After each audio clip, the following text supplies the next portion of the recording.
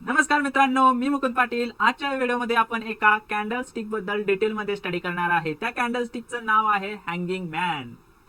मित्रांनो, hanging man या candle stick बद्दल आज आपण डिटेलमध्ये स्टडी करणार आहे। मित्रांनो, हँगिंग मॅन हा कॅन्डल स्टिक पॅटर्न कसा तयार होतो, त्याचबरोबर आपण ट्रेडिंग करत असताना चार्ट पाहतो, चार्ट वरती हा पॅटर्न तयार झाल्यानंतर तिथून पुढे मार्केटमध्ये कशी मूवमेंट होणार असते, म्हणजे मार्केट तिथून वरती जाईल का तिथून खाली येईल, याचा आपण या व्हिडिओच्या माध्यमातून स्टडी करणार आहे। म्हणजेच हँगिंग मॅन ही कॅन्डल चार्ट वरती तयार झाल्यानंतर एक ट्रेंडचा रिव्हर्स होतो। म्हणजे तो ट्रेंड कोणता असतो? अप ट्रेंडचा रिव्हर्स होतो, रिव्हर्स ट्रेंड होतो की डाऊन ट्रेंडचा रिव्हर्स ट्रेंड होतो, हे आपण या व्हिडिओच्या माध्यमातून पाहायचं आहे।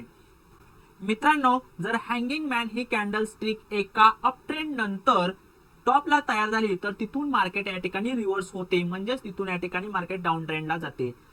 तर ही हँगिंग मॅन कॅन्डल स्टिक जी आहे ती ट्रेंड रिव्हर्सल कॅन्डल स्टिक आहे। म्हणजेच मार्केट कंटिन्यू असे अप ट्रेंडला जात असेल आणि रेजिस्टन्सच्या लेवलला ही हँगिंग मॅन कॅन्डल स्टिक जर तयार झाली तर तिथून या ठिकाणी मार्केट रिव्हर्स होऊ शकते।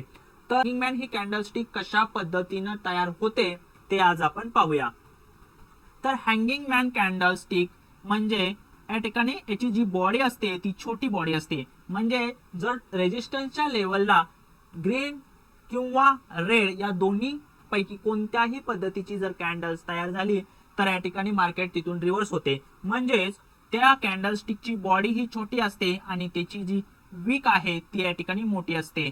तर अशा पद्धतीची कॅन्डल जर रेजिस्टन्स लेवलला तयार झाली तर तिथून या ठिकाणी मार्केट रिव्हर्स होते। तर हेच आपण चार्ट वरती पाहूया। तर या ठिकाणी एक अप ट्रेंड होता, त्यानंतर एक रेजिस्टन्स लेवलला ही हँगिंग मॅन कॅन्डल स्टिक तयार झाली आणि तिथून एक डाऊन ट्रेंड चालू झाला।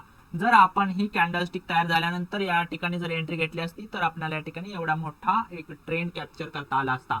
तर मित्रांनो, आजच्या या व्हिडिओमध्ये आपण हँगिंग मॅन या कॅन्डल स्टिक बद्दल माहिती पाहिली। हँगिंग मॅन ही कॅन्डल स्टिक तयार झाल्यानंतर मार्केट अप ट्रेंडला जाते की डाऊन ट्रेंडला जाते याच्याबद्दल आज आपण या व्हिडिओच्या माध्यमातून स्टडी केला।